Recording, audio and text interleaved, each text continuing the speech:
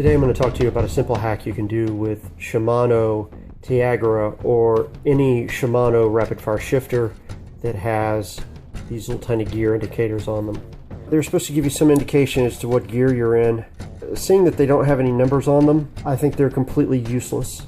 Actually, it's just more crap to have in your way when you're riding. I don't know why they put them on there. I guess, the assumption is that people are going to actually take time when they're going downhill or they're on a busy city street to look away from the road, look down at their bars, and look at a device that tells them absolutely nothing. I actually get up around 5:45 every morning to do my ride, and most of the time it's at the very end of my ride when the sun's coming up. So I needed a good light. I've got 20mm rise bars with a 7-degree back sweep, and with all the curvatures that are going on here, I don't have space with these little dumb things in place, taking up about 1.5 inches of my bar space here. I couldn't get my clamp to securely lock into place. So this became a safety issue for me. These had to go. I wanted these off my bike. Now the good thing about it is they are designed to pop right off. It's like a quarter turn, take the 2 screws out, quarter turn, and they pop right off. Now the problem that I had is if you see here at the back of this, see this little indentation? When you take this off, there's supposed to be a little cover here, because there's an exact 1-inch hole with a series of grooves and holes cut into it on the front of the shifter that's got to be covered. You don't want dirt, crap, or grime getting down inside of it. Now what? Well, I couldn't find the replacement parts anywhere. I couldn't find this part anywhere outside of Europe.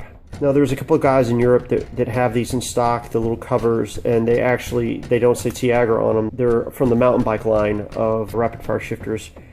So I didn't care that it didn't match, it wasn't the right color or whatever, but the fact I had to ship it from Germany, it's a little bit of a pain in the rear for me. So I thought, hey, what's something that I can use that's nice and easy, that I can just cover that spot with, and then I have to worry about it. And it just so happens, you go to your local guitar store, the guitar pick will actually fit over this spot perfectly. Now I've used a special kind of guitar pick, and your guitar store may not have these, so you may have to go online to order them. They're called Sinister guitar picks, and they're really cool. They're made out of like a carbon fiber or a fiberglass type material. They're very rigid, and they have an aluminum edge around the outside of them.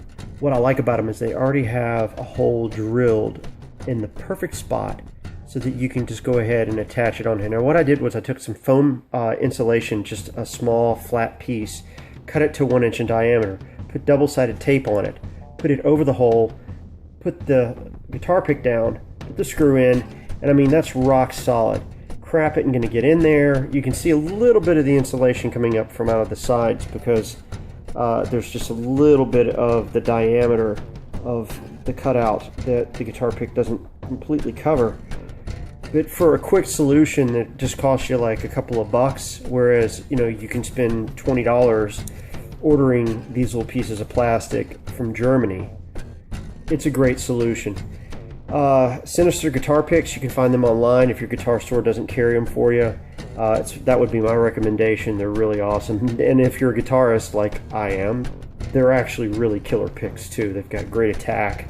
It's a really awesome pick, a very interesting idea. So there you go, that's what you need to do, and problem solved. Now I have nice, streamlined, efficiently working Rapidfire shifters, and I've got more space on my bars now to be able to put stuff if I want or if I need, and that's definitely handy. These things, my advice to Shimano would be, don't even bother. I mean, I look at it like this: if you really have to look at something like this to know what gear you're in, you probably shouldn't be riding your bicycle. I shift instinctually. I know what gear my bike is in. I don't have to look at a dial or at my cog or at my crank to know what gear I'm in. If you can't feel it, you probably shouldn't be riding it.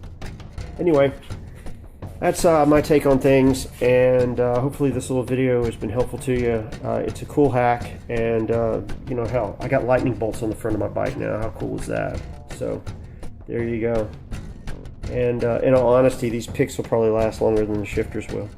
So